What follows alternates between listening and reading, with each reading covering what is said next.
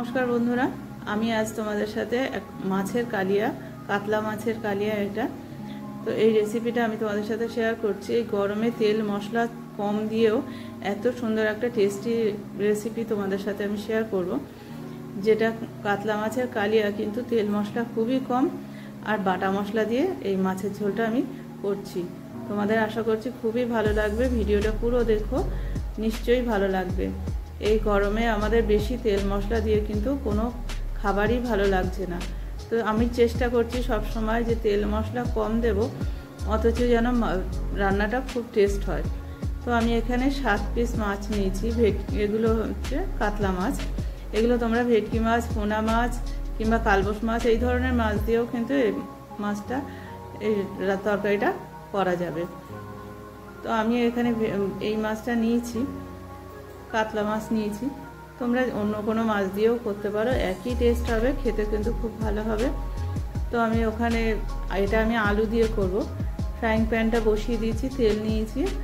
আমি এই ফ্রাইং প্যানেই মাছটা ভাজতে পছন্দ করি, কেননা কম তেলেও হয়ে যায়, আবার নিচেও চিপকে যায় না।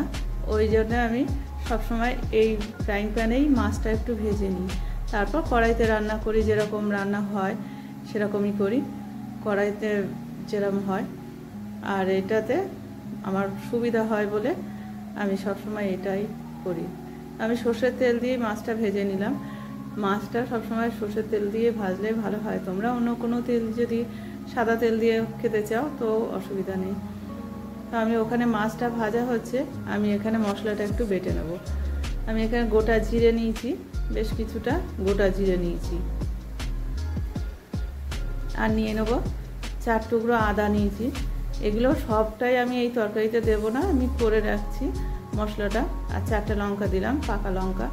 যেহেতু আমি এর মধ্যে এই গরমে শুকনো লঙ্কা টঙ্কা কিছুই দেবো না, শুকনো লঙ্কা খাওয়াও ঠিক নয় এই গরমে, ওই জন্য 4টে জাস্ট কাঁচা লঙ্কা দিলাম। আর এই পেস্টটা বানিয়ে আমি অন্য তরকারিতেও দেব। তো এতে দিলাম, অল্প করে দেব আর রেখে দেবো ফ্রিজে, আবার অন্য তরকারিতে দিয়ে দেবো। তো এখানে আমার সব মাছগুলো ভাজা হয়ে গেছে। এবার আমি কড়াই বসিয়ে দিচ্ছি, কড়াইতে তেল দিয়ে দিচ্ছি।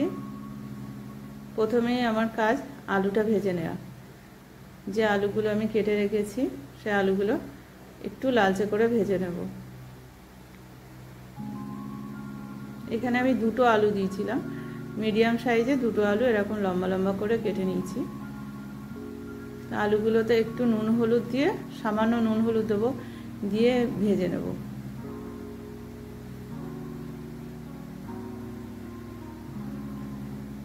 একটু নুন দিয়ে দিলাম, আর দেবো একটুখানি অল্প করে দেবো হলুদ। পরে যখন রান্না করবো আবার দেবো, তাই জন্য এটা সামান্য একটুখানি দিলাম, জাস্ট আলুটা ভাজার জন্য। এবার এটাকে আমি একটু চাপা দিয়ে দেবো। গ্যাসের ফ্লেমটা একদম লোতে দিয়ে দিলাম যাতে পুড়ে না যায়, আর চাপা দিয়ে রাখলাম। তো এবার ঢাকনা খুলে দেখলাম একদম আমার ভাজা হয়ে গেছে আলুগুলো। তুলেও ফেলবো, বেশ হয়ে গেছে ভাজা। তো আমি যে পাত্রে মাছ ভেজে রেখেছি সেটার উপরের সাইডেই এই আলুগুলোও তুলে নেব। আবার আর একটা পাত্র করব, তো নিয়ে নিলাম। এবারে এর মধ্যে দিয়ে দিচ্ছি কালো জিরে, অল্প একটু কালো জিরে দিলাম, 1/2 চামচ। এবার পেঁয়াজ দিলাম, একটা একটু বড় সাইজের পেঁয়াজ নিয়েছিলাম, সেই পেঁয়াজটা দিয়ে দিলাম। এই পেঁয়াজটা একটু ভাজা ভাজা হবে। তারপর দিয়ে দেবো টমেটো, আমাদের গাছের ছোট্ট ছোট্ট টমেটো, সেটাই দিয়ে দিচ্ছি। টমেটোটাও একটু ভাজা ভাজা হোক। তারপরে যে মশলাটা বেটে রেখেছি সেই মশলাটা আমি এই 1.5 চামচ দেবো, ব্যাস আর দেবো না। বাকি মশলাটা থাক ফ্রিজে, অন্য রান্নাতে কাজে লাগাবো। তো এবারে আমার এটা ভালো করে একটু কষে নিতে হবে।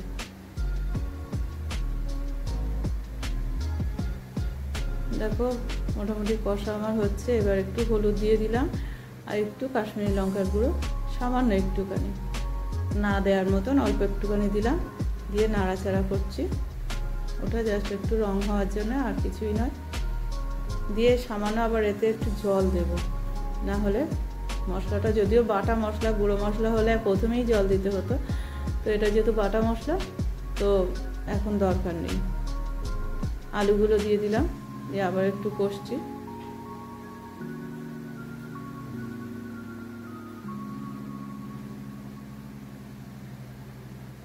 দেখো আমার প্রায় অনেক ভালোই কষানো হয়ে গেছে।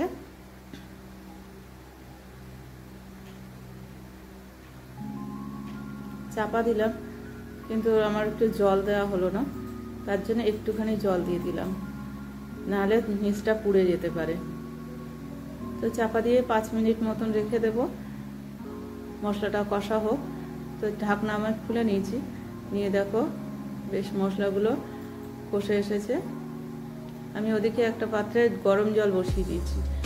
যখনই তোমরা এরকম রান্না করবে গরম জল দিলে তরকারির টেস্টটা কিন্তু আরও ভালো হয়। আর একটুখানি চিনি দিয়ে দিলাম, কিন্তু একদম না দেওয়ার মতন, কিন্তু এই সময় একটু চিনি দিলে না তরকারির কালারটা আরও ভালো হয়, সেই জন্য সামান্য একটুখানি চিনি দিলাম। আর আমি ওখানে গরম জল বসিয়েছি, তো সেই গরম জলটাই আমি এর মধ্যে দিয়ে দেবো। ব্যাস দিয়ে দিলাম।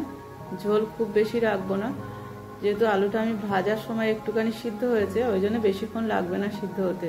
আর এটা হচ্ছে চন্দ্রমুখী আলু, তো বেশিক্ষণ লাগে না এগুলো সিদ্ধ হতে।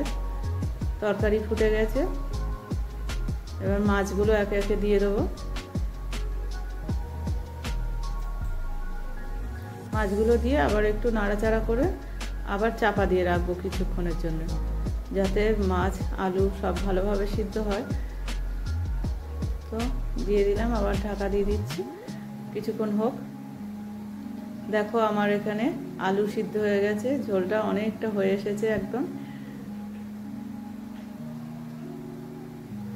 ব্যাস, ঝোল আমি এর থেকে আর কমাবো না, ঝোল অনেকটাই কমে এসেছে। ব্যাস আমার হয়ে গেছে রান্না। তো এখানে এবার আমি একটুখানি গরম মশলা দিচ্ছি, সামান্য একটুখানি গরম মশলা। এটা আমার ছেলেদের পছন্দ, তাই জন্য দিলাম। যাদের পছন্দ না দিতেও পারো, তাতে কিছু যায় আসে না, টেস্টের কিছু অসুবিধা হবে না। অনেকে গরম মশলা পছন্দ করে না, তাটা